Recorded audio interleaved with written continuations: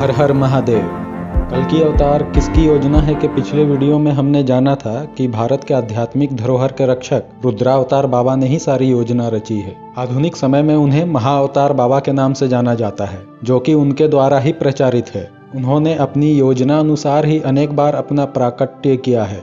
अंदर की गुप्त बातें धारण करने योग्य कोई मानव मिलेगा तो अवश्य बताऊंगा। वो ईश्वर से प्रार्थना करें, उचित मार्गदर्शन प्राप्त होगा। तो द्वापर युग समाप्त होते ही बाबा जी ने सूक्ष्म शरीर का त्याग कर कारण शरीर धारण किया। कलयुग का आरंभ हो रहा था। आकाश पर युग परिवर्तन के स्पष्ट लक्षण दिखाई दे रहे थे। प्रभु श्री कृष्ण द्वारा देह त्याग के बाद अधिकांश भूमि जलमग्न हो गई। हजारों वर्षों तक यह भूमि टुकड़ों में बटी रही। आज से करीब 8,500 साल पूर्व जनजातीय कबीलों ने संगठित होकर सभ्यता की नींव दोबारा रखी। यही जनजातीय कबीले आगे जाकर काफी विकसित हुए। कृषि प्रधान जनजीवन से आगे बढ़कर उन्होंने व्यापार, शिल्प आदि उपक्रम भी आरंभ किए। आम जनमानस के जीवन में आध्यात्मिकता और सच्चरित्रता का उच्च स्थान था। किंतु जैसे जैसे यह सभ्यताएं आगे बढ़ी, हजारों सालों के दौरान इसमें अनेकों आमूलचूल परिवर्तन हुए। जनजातीय कबीलों द्वारा स्थापित पवित्र नीति नियमों को भुलाकर आरामदायक और विलासितापूर्ण जीवन को अपनाया गया। जिन इलाकों में बड़े बड़े मकानों का निर्माण हुआ, वह नगरों में परिवर्तित हो गए। प्राचीन शिक्षा का स्वरूप बदल गया। शारीरिक व बौद्धिक अभ्यास के स्थान पर मनोरंजक नृत्य, संगीत और नाट्य कला प्रमुख हो गए। शासक वर्ग ने यह समझा कि प्रजा को सुख व भोग विलास देना ही उनका कर्तव्य है। नगरों में शराब खाने और वेश्यालय खुल गए। कई शताब्दियों तक यह रंग ढंग चला। हालांकि ग्रामीण इलाकों में यह दुष्प्रभाव नहीं के बराबर था। इस दौरान बाबा जी ने पृथ्वी पर मौजूद अन्य कई सभ्यताओं को मार्ग दिखाया। आप पाएंगे कि मिस्र और सुमेर सभ्यता की धार्मिक मान्यताएं सनातन धर्म के काफी निकट हैं। सनातन धर्म के सिद्धांत प्रकृति की पूजा से विकसित हुए और अंततः धूर्त लोगों द्वारा इसमें विसंगतियां उत्पन्न कर दी गईं। हम आज सभी धर्मों में उसी सनातन धर्म के भ्रष्ट स्वरूप को पाते हैं। जब धर्म और राजनीति के सिद्धांत विकृत होने लगते हैं, आम जनता अन्याय, असमानता और अत्याचार से पीड़ित हो जाती है। विश्व भर में फैले नगरीय सभ्यताओं का वही हाल हुआ था। शासन ने अपनी स्वार्थ पूर्ति के लिए क्रूर ढंग अपना लिया था। यहाँ एक अन्य विषय के संबंध में बता देना जरूरी है कि सारे तंत्र मंत्र यंत्र टोना टोटका प्राचीन काल में ऋषियों द्वारा आम जनमानस को इसीलिए ही दिया गया था कि पीड़ित लोग अपने ऊपर हो रहे अत्याचार और अन्याय के खिलाफ इसका उपयोग करेंगे। लेकिन कालांतर में ये हुआ कि चालाक लोगों ने इस ज्ञान को जानबूझकर भ्रष्ट कर दिया और ये विद्या अपने पास सुरक्षित रख ली। जब 2023 सितंबर को ये सब विद्याएं कीलित हो जाएंगी, सिर्फ वनस्पति तंत्र ही सक्रिय रहेगा। इसके अलावा 2 तंत्र बाण हैं जो सक्रिय रहेंगे। ये दोनों हैं राम बाण और बजरंग बाण। आप पता कर सकते हैं, श्री राम और हनुमान जी वाम मार्गी तंत्र के सबसे बड़े साधक थे।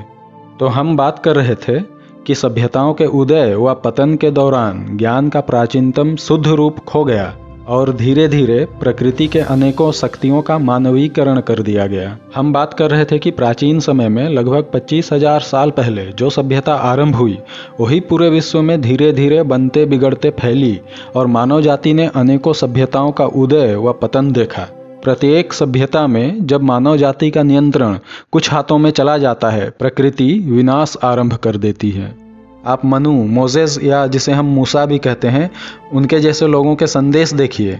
वह संदेश नियमों के रूप में है। आप पाएंगे मानव जाति के लिए ईश्वर का मुख्य नियम यही है: हत्या नहीं, बलात्कार नहीं, चोरी नहीं, डकैती नहीं, शादी से पहले संभोग नहीं, दूसरे की बीवी से जोग नहीं, बेईमानी नहीं, झूठ नहीं।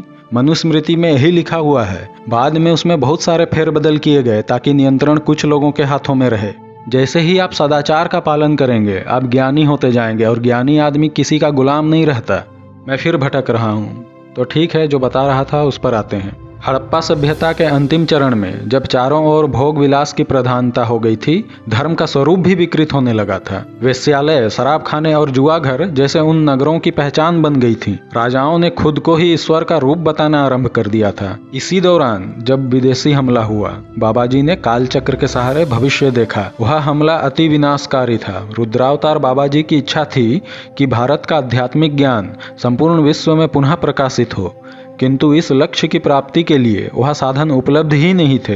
हड़प्पा कालीन शासकों में वह आत्मबल और योग्यता नहीं थी कि उनके इस महान लक्ष्य की पूर्ति हो सके।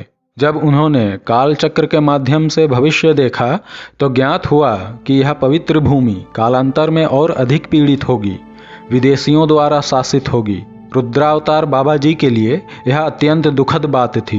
अपनी प्रिय पवित्र भूमि पर आक्रमणकारियों के कदम उन्हें बर्दाश्त नहीं थे, किंतु यही नियति थी। अंततः जब काल चक्र में भारत को अंग्रेजों से स्वतंत्र होता देखा, उन्हें कुछ शांति मिली, किंतु यह कुछ देर की खुशी थी, क्योंकि बाबा जी ने देखा कि आज़ादी के बाद भी भारत के लोग अंग्रेजों की व्यवस्था की गुलामी में जी रहे हैं। खुशी से अपने गुलामी के प्रतीकों को आज़ाद भारत में अपना रहे हैं। ना अंग्रेजों से कोई हर्जाना मांगा गया, ना ही उनके द्वारा लूटी गई धन संपत्ति वापस मांगी गई। अंग्रेजों को लगान देने वाली समाज और अंग्रेजों की ओर से विश्व युद्ध लड़ने वाली जनता से और क्या अपेक्षा की जा सकती थी। बाबा जी ने देखा कि आज़ाद भारत में भी हूबहू अंग्रेजी शासन चलता रहा। सत्ता द्वारा अत्याचार आज़ादी के बाद भी नहीं थमा, अच्छे लोगों की हत्याएं नहीं थमी। गुप्त संस्थाओं द्वारा संपूर्ण विश्व की सत्ता को अपने हाथों में रखने के लिए षड्यंत्र भारत में भी आज़ादी के बाद भी होते रहे। आधुनिक समय में गुलामी का स्वरूप बदल गया और दूसरे देश के व्यापार तथा आर्थिक गतिविधियों पर नियंत्रण करके वैश्विक स्तर पर न सिर्फ भारत बल्कि पूरे एशिया और अफ्रीका को गुलाम ही रखा गया। स्थिति इतनी चिंताजनक हो गई थी कि पूरा विश्व गुलाम बन गया और गुलाम बनाने वाले कौन हैं यह पकड़ना मुश्किल हो गया। बाबा जी ने देखा कि भारत सैन्य दृष्टि से भले सबसे शक्तिशाली ना हो, किंतु इतनी स्थिरता तो आ ही चुकी थी कि उसे तैयार किया जा सकता था। उन्होंने संगम काल में जन्मे अवतार का सहारा लेना उचित समझा। उन्होंने 1,08 वर्षों के दौरान पिछले 3 युगावतार और 9 अंशावतार देखे थे। वह जानते थे कि मानव रूपी अवतारों में जो सामर्थ्य होती है वह अन्य किसी में नहीं होती। अतः उन्होंने संगम काल की घटनाओं को देखा कि क्या कलयुग का युगावतार वह कार्य कर रहा है जो उसे करना चाहिए? क्या वह भारत के अपमान के प्रतिशोध में जल रहा है? क्या अवतार अपनी जन्मभूमि का गौरव वापस दिलाने के लिए कोई योजना बना रहा है?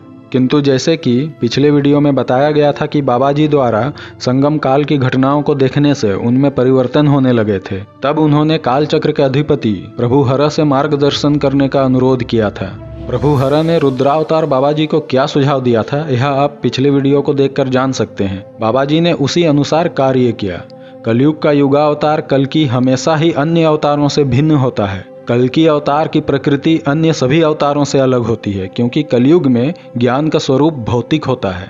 अतः रुद्रावतार बाबा को बड़ी सावधानी के साथ काल क्रम में छेड़छाड़ करनी थी, क्योंकि कल्कि का क्रोध किसी को नहीं पहचानता। इसलिए रुद्रावतार बाबा जी ने हजारों सालों से इस योजना में कार्य किया है। प्रत्येक मानव अपनी जिंदगी में वही दृश्य देखता है जो उसके द्वारा देखना तय होता है। वह आदमी वही सुनता है जो उसके द्वारा सुनना तय किया गया है, और वही बोलता है जो उसका बोलना तय है। इस तथ्य का उपयोग करके रुद्रावतार बाबा ने हमारे युग के युगावतार का प्रारब्ध तय करने का प्रयास किया, किंतु वह इसमें कितना सफल हो पाए यह हम आगे जानेंगे। हर हर महादेव।